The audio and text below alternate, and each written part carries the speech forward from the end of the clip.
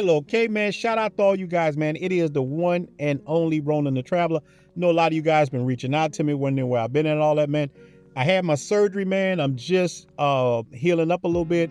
I'm here in Louisiana, getting everything going, man. So what I want to talk about, man, you guys also reached out to me about that Floyd situation. I think that situation has been beating them up, but I'll give you my two takes. There's a couple things I want to touch on because I haven't been on a live stream in a while.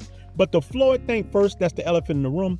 Man, if that guy done what he's accused of, then he's in the right place. He's cooked. He's going to be in a lot. I don't know if he did it or not. I seen some of the videos like the rest of you did. I've been healing, watching the space burn up right now, man. And a lot of guys are scared. They don't know what to do. And I'm like, what are you scared of? What did you do are you affiliated with that cat? That's anytime somebody tell me that, I want to know, were you hanging with him? So this is the thing, man, about the Floyd situation.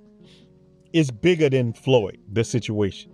It's about control. Again, if he's guilty of it, lock him up, throw away the key. You know he's going to be cooked. Dude, if you messing with little kids and going to prison, you going to get your due, and nothing going to be able to stop this. I don't care what. But Floyd pictures a lot of different things that I want to talk about. And one of the biggest things that this situation showed me is that why we got to be accountable for the actions of one dude. Listen, and I don't know Floyd personally. I saw the dude one time in Sosua. He was walking down the street. He looked crazy to me. He had a camera in his chest. I went the other way. I didn't know the dude, never watched one of his videos, never seen any, because I don't like weirdo stuff. But when I saw that camera in the middle of his chest, I knew it was on some crash out shit and it was going to be a problem, because you don't need to be filming them women like that. Anytime I see a content creator, bro, I live in Sosua, got a spot in Santo Domingo too. When I see these dudes come around with them cameras trying to put it on those prostitutes, I go the other way. I don't want nothing to do with that, because I don't do that personally myself. It's a respect thing. So, but it's bigger than the Floyd thing. So here's what I want to touch on. But in 1915, a movie came out at the White House. They aired it at the White House. It was so crazy, called The Birth of a Nation. And it was made by, man, I think his name was D.W. Griffiths. Look this stuff up if you don't believe me. And what the movie was about was they were making the Ku Klux Klan heroes. And they showed black men as savage, sex-crazed animals. We were tearing up everything, and the Klan saved everything. It was based on a book from earlier called The Klansman. You know, just a bunch of craziness. But from 1915 to 2025 on 2026, you have the same exact thing.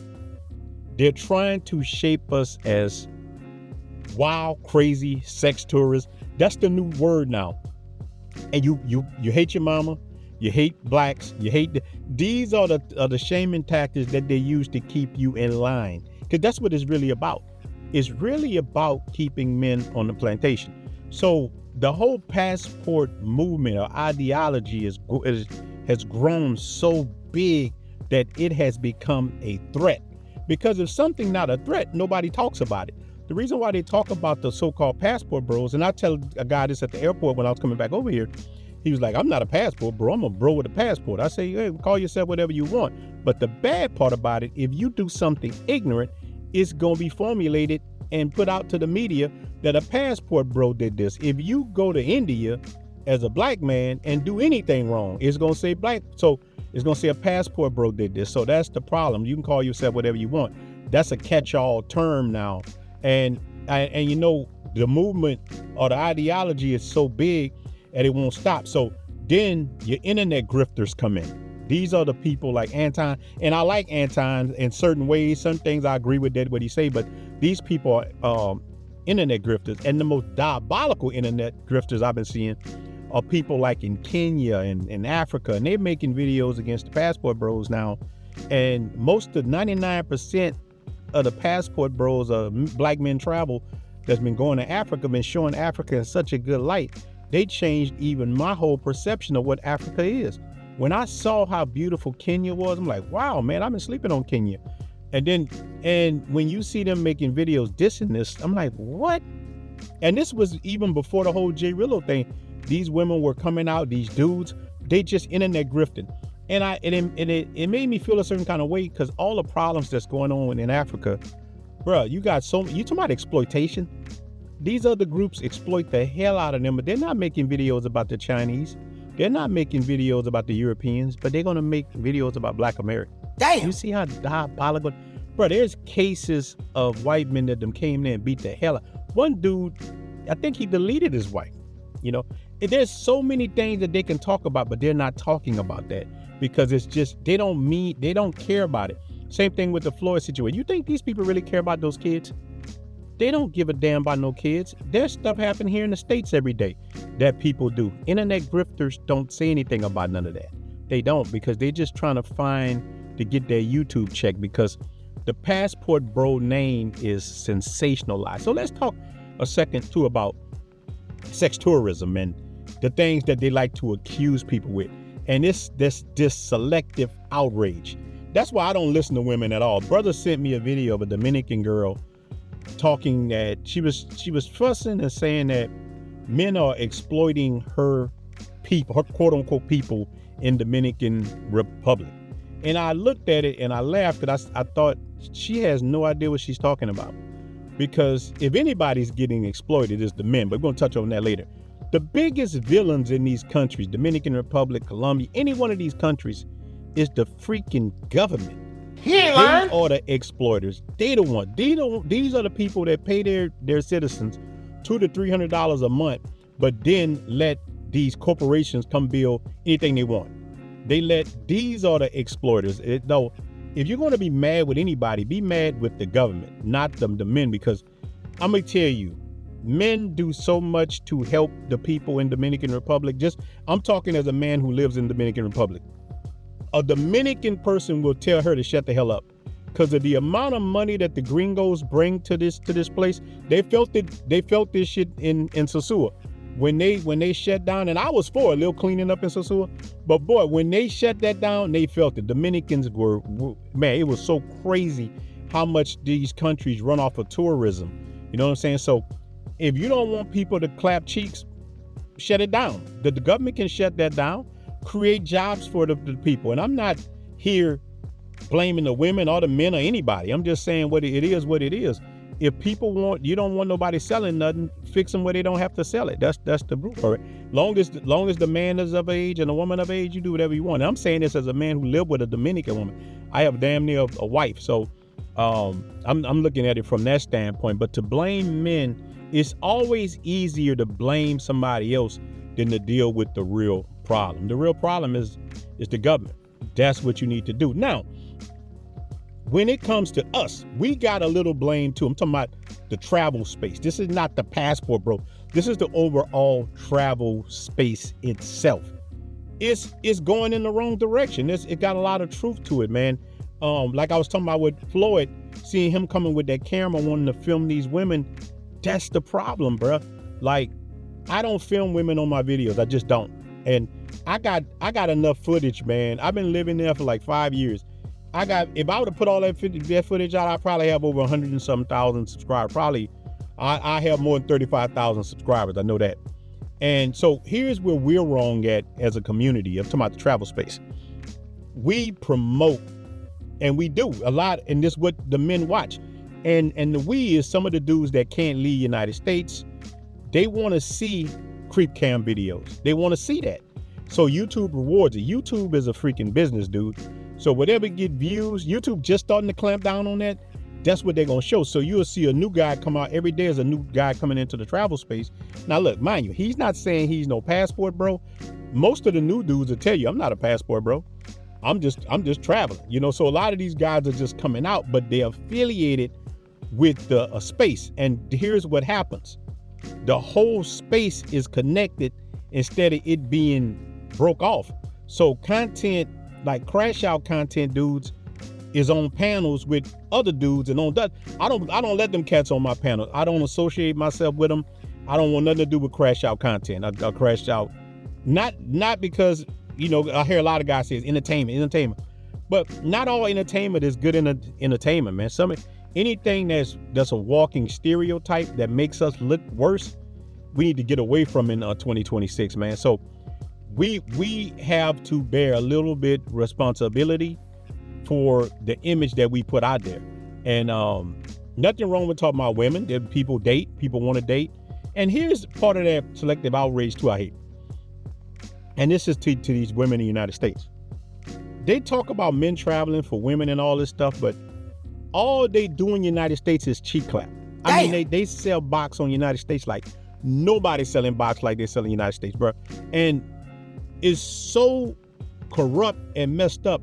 I even asked ChatGPT about it. Let me give you an example. A guy that's in my Facebook group, shout out to Blue Book Passport Cartel. We in the building. So one of them guys can post a video or a picture of him with a girlfriend he dating. She could be clothed and Facebook will take it down. But then you go on Facebook or Instagram, women could be half naked with G-strings on, booty clapping, doing everything they want, and that stuff still. You don't believe me? Go on there. Go on to TikTok. It's full of women exploiting themselves. You know what I'm saying? So I asked ChatGPT, I'm like, how come they're able to do it, but we can't? And you know what ChatGPT told me? Because women vote. And these companies are scared to tell them anything because they're together. It said men are not together. Y'all turn on each other. Now this is a robot just telling me the real. You men turn on each other fast as I don't know what, while women will come together as a sisterhood. So what they want to say is you're shaming them. So that's why they allow them to do those things. But you'll be called a sex tourist. They're going to call you. They don't even talk about the women. They're saying you're exploiting the women. Just like I said, the only person really getting finessed is a dude traveling to the country trying to find a wife, not realizing he's talking to a freaking mango or some kind of prostitute. Damn. He has no idea. And that's why people like me exist to tell him, hey, bro, be careful with that.